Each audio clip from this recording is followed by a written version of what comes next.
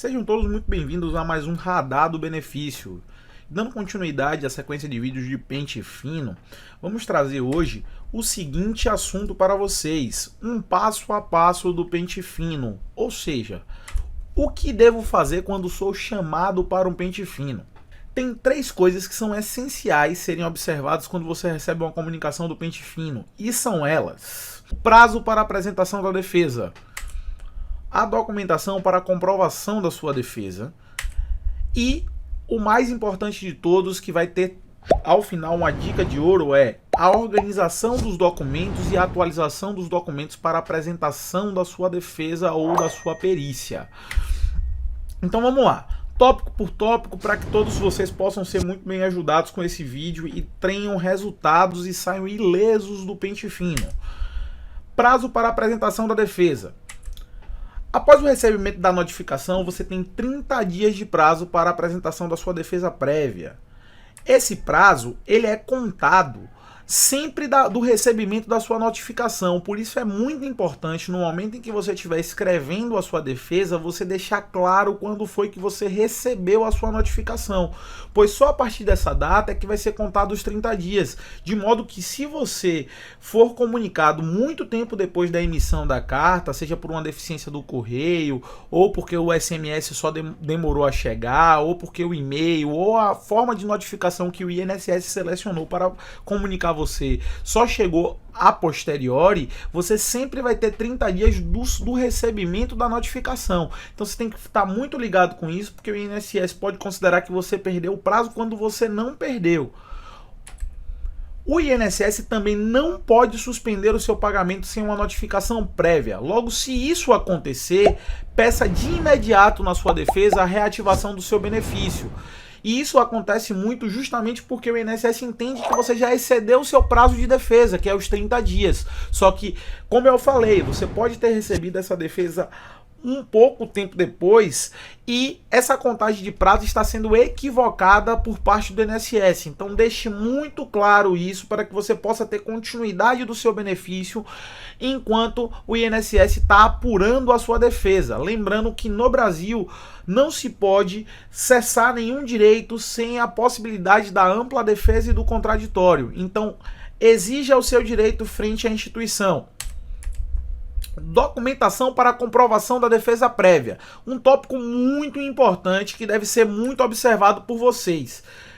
E a gente precisa ter a seguinte noção: parta sempre da premissa de que ninguém sabe mais do seu direito do que você. Portanto, tenha sempre a obrigação de explicar o seu direito, mesmo que seja muito óbvio.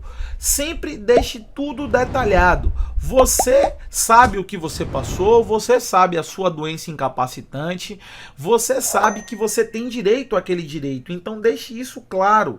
Sempre bote tudo explicadinho. Mas além de explicar, você precisa ter noção de que o INSS, assim como qualquer órgão administrativo, precisa de documentos. Logo, você precisa explicar e informar na sua explicação quais são os documentos que você está apresentando para provar aquele seu direito. Então, sempre tenha em mãos relatórios médicos, laudos médicos e receituários, porque eles são muito importantes para comprovar não só a sua incapacidade, como a permanência da sua incapacidade ao longo do tempo.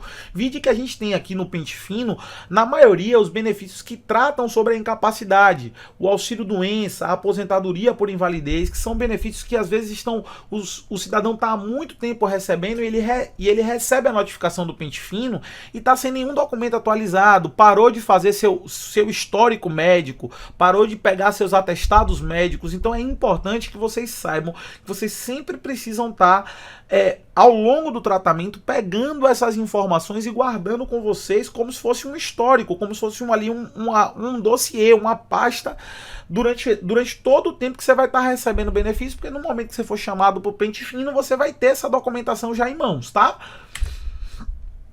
E vamos para organização dos documentos e atualização dos documentos na apresentação da defesa ou da perícia médica.